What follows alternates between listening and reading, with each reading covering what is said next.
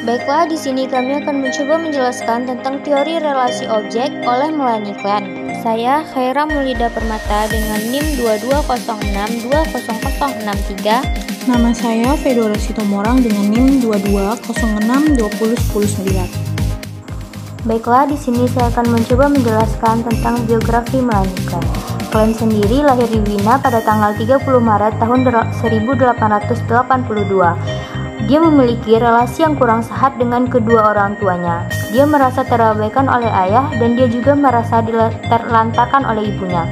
Ternyata relasi yang tidak sehat antara Klein dengan kedua orang tuanya ini berdampak pada relasinya di kemudian hari bersama dengan suaminya. Klein memiliki kehidupan pernikahan yang kurang harmonis dan tidak bahagia.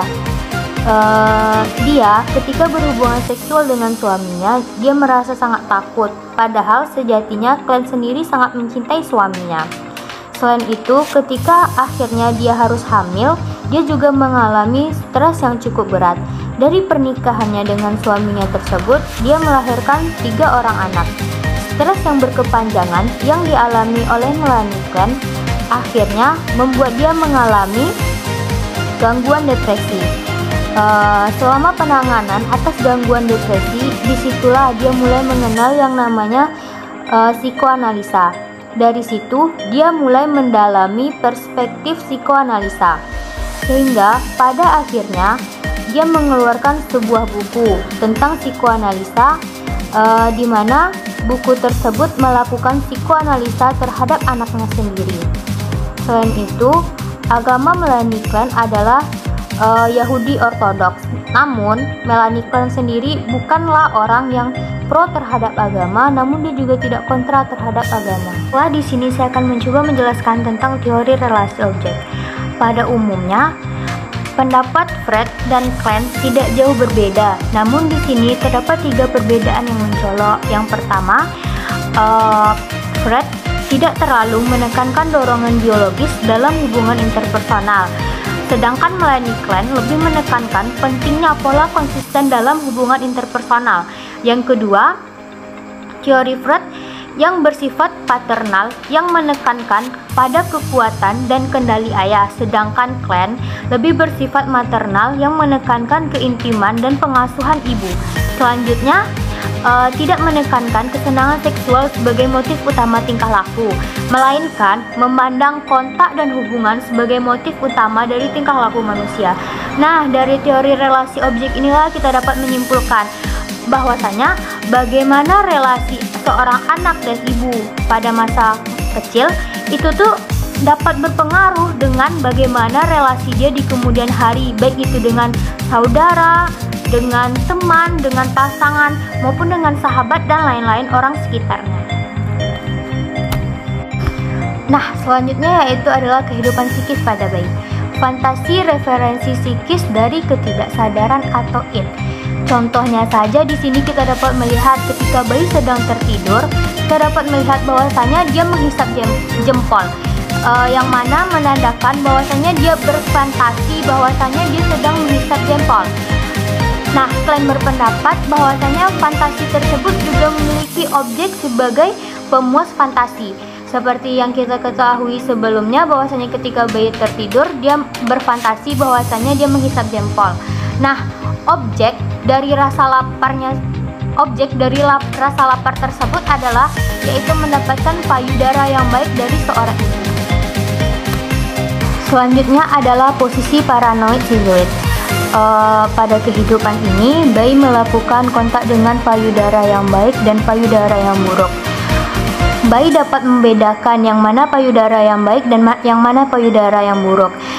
Di mana dia dapat merasakan di mana dia menyusu dengan yang nyaman ataupun yang dengan posisi yang kurang nyaman. Yang kedua yaitu posisi depresif. Pada usia 5-6 bulan, bayi dapat melihat secara eksternal atau secara utuh dan dapat melihat ada kebaikan sekaligus keburukan pada diri seseorang. Nah, selanjutnya kita akan melanjutkan materi tentang mekanisme pertahanan psikis. Yang pertama, introproyeksi. Khayalan yang diperoleh mengenai persepsi dan pengalaman mereka dengan objek eksternal dari asalnya, yaitu payudara ibu. Yang kedua, khayalan proyeksi, yaitu khayalan atau dorongan yang dirasakan baik kemudian disalurkan kepada orang lain yang terpisah antara dirinya dan diri yang baru. Yang ketiga yaitu pemisahan. Pemisahan merupakan usaha bayi dalam mengembangkan gambaran yang terpisah antara dirinya yang baik dan dirinya yang buruk. Nah, pada bagian pemisahan ini memiliki dampak negatif dan dampak positifnya. Dampak negatifnya yaitu ketika dia melakukan pemisahan secara berlebihan, berkemungkinan dia tidak dapat menerima kekurangan yang ada pada dirinya sendiri. Namun, apabila pemisahan ini dilakukan secara baik, maka akan memperoleh dampak positif, yaitu dia tuh mengetahui di mana letak kelebihannya dan di mana letak kekurangannya. Selanjutnya yaitu identifikasi proyeksi, yaitu mekanisme pertahanan psikis ketika bayi memisahkan bagian dari diri mereka yang tidak dapat diterima oleh dirinya. Baik, selanjutnya kita akan masuk ke dalam materi internalisasi. Nah, di internalisasi ini terdapat 3 bagian, yaitu ego, super ego, dan juga auditif kompleks. Nah, yang pertama kita akan membahas tentang ego. Pada masa kita kecil, ego kita itu belum berkembang dengan baik, namun kita sudah bisa merasakan apa itu kecemasan. Nah, di perkembangan relasi objek awal kita juga akan bisa membayangkan atau berhayal, dan juga kita akan merasakan kenyataan. Yang kedua, kita akan masuk ke super ego. Nah, menurut Klein sendiri, super ego itu berkembang lebih awal dibandingkan asumsi Freud. Nah, yang kedua, perkembangan kita itu belum mencukupi. Dan yang ketiga, Klein mengatakan bahwa super ego itu lebih keji dan lebih kasar. Maksudnya itu adalah super ego akan menghasilkan rasa inferior atau rasa bersalah. Namun pada masa anak-anak awal, super ego akan menghasilkan perasaan terancam. Nah, yang selanjutnya kita akan masuk ke dalam materi Oedipus kompleks. Nah, Oedipus kompleks ini terbagi menjadi 2, yaitu perkembangan Oedipal pada anak perempuan dan juga perkembangan Oedipal pada anak laki-laki. Nah, pada awal masa Oedipal untuk anak perempuan itu akan membayangkan bahwa payudara ibunya itu merupakan suatu objek yang baik dan juga objek yang buruk.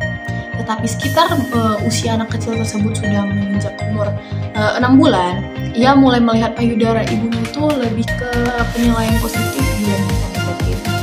Nah, ketika anak ini sudah melihat ibunya secara keseluruhan dengan baik, maka sikap ini akan mengarah bagaimana ia berbuat. Dia akan berfantasi bahwa penis ayahnya itu akan memberikan segalanya. Nah, termasuklah bayi-bayi itu. Nah, jadi ketika anak kecil itu melihat penis ayahnya, dia akan melihat bahwa penis ayahnya ini adalah pemberi anak. Nah, dia akan mengembangkan hubungan positif dengan ayahnya dan berfantasi bahwa bahwa ayahnya itu akan memberikan dia anak-anak tersebut. Nah, sekarang kita masuk ke perkembangan Oedipal pada laki-laki. Nah, di perkembangan Oedipal laki-laki ini sama halnya seperti perkembangan Oedipal pada anak perempuan, itu di awal-awal anak laki-laki ini juga akan memandang payudara ibunya sebagai objek yang baik dan juga objek yang buruk. Nah, kemudian selama bulan-bulan awal perkembangan Oedipal, terdapat pergeseran keinginan dari payudara ibunya menjadi ke penis ayahnya. Yaitu pada saat kecil itu anak itu akan berada di masa feminim. Nah, dia akan mengadopsi sikap homoseksual pasif ke arah ayahnya, lalu dia akan pindah ke hubungan heteroseksual dengan ibunya. Tetapi karena perasaan homoseksual sebelumnya untuk ayahnya, dia takut bahwa ayahnya akan mengebiri dia. Nah, di sini Klein percaya bahwa posisi homoseksual pasif ini merupakan syarat untuk membangun anak dari hubungan heteroseksual yang sehat dengan ibunya. Nah, mungkin lebih sederhananya itu anak itu harus memiliki perasaan yang baik tentang penis ayahnya sebelum ia memiliki hal tersebut. Nah, kita masuk ke materi selanjutnya. Materi selanjutnya ini adalah psikoterapi. Nah, di psikoterapi ini terdapat perbedaan pendapat antara Klein dengan Anna Freud. Nah, Anna Freud berpendapat bahwa terapis tidak tidak akan mengembangkan transfer pada anak kecil yang masih sangat dekat dengan orang tuanya karena mereka tidak memiliki gambaran ataupun hayalan. Tetapi berbeda pendapat dengan Klein. Nah, Klein percaya baik anak yang sehat ataupun mengalami gangguan akan memperoleh keuntungan dari penanganan terapi, sementara anak yang sehat akan memperoleh keuntungan dari analisis terapi. Nah, Klein juga bersikeras untuk keberhasilan psikoanalisis yang ia buat. Nah, tujuan Klein untuk membuat psikoanalisis ini untuk mengurangi perasaan kecemasan pada anak kecil yang biasanya anak kecil yang depresif, ketakutan, sering diancam, mengurangi objek kekerasan lah. Nah, Klein juga menyediakan mainan, pensil, kertas, krayon untuk menggambarkan apa yang dirasakan oleh anak tersebut. Nah, bila hubungan ini telah dipahami, pasien akan berkurang ketakutannya terhadap kekejaman dan mungkin akan dilakukan objek-objek internal seperti contohnya kan kecemasan depresif juga akan berkurang serta mampu memproyeksikan ketakutannya terhadap objek-objek internal di dunia luar. Nah, selanjutnya kita masuk ke dalam analisa kasus. Nah, analisa kasusnya itu seorang siswi kelas 10 sebut saja bernama Novi memiliki perilaku yang sangat kurang terpuji di dalam kelasnya. Dia tampil seorang anak yang seperti seorang anak nakal, emosional, pemalas, juga dia terlibat dalam banyak percekcokan ya.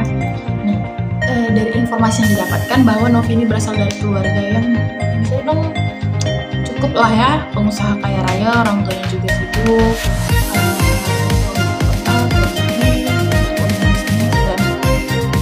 Si Novi ini terlihat dia lebih akrab terhadap ayahnya daripada ibunya. Dan si Novi ini juga sejak kecil sudah sering diasuh oleh pengasuh bayaran. Nah, kalau kita analisa mengapa si Novi ini begini, nah kalau kita lihat kembali ke dalam pembahasan perkembangan Udipal pada anak perempuan. Nah, harusnya dari awal tuh anak perempuan itu kan sudah harus memiliki hubungan baik terhadap ibunya. Tetapi si Novi ini tidak mendapatkan hubungan yang baik. Karena apa? Karena dari masa kecil Novi sudah ditinggal oleh ibunya karena ibunya kan sibuk dengan urusan kerjaannya, sedangkan Novi ini diurus sama pengasuh bayaran. Nah, jadi bagaimana Novi ini bisa mengembangkan hasratnya terhadap ibunya sedangkan ibunya tidak berada di sekitar Novi.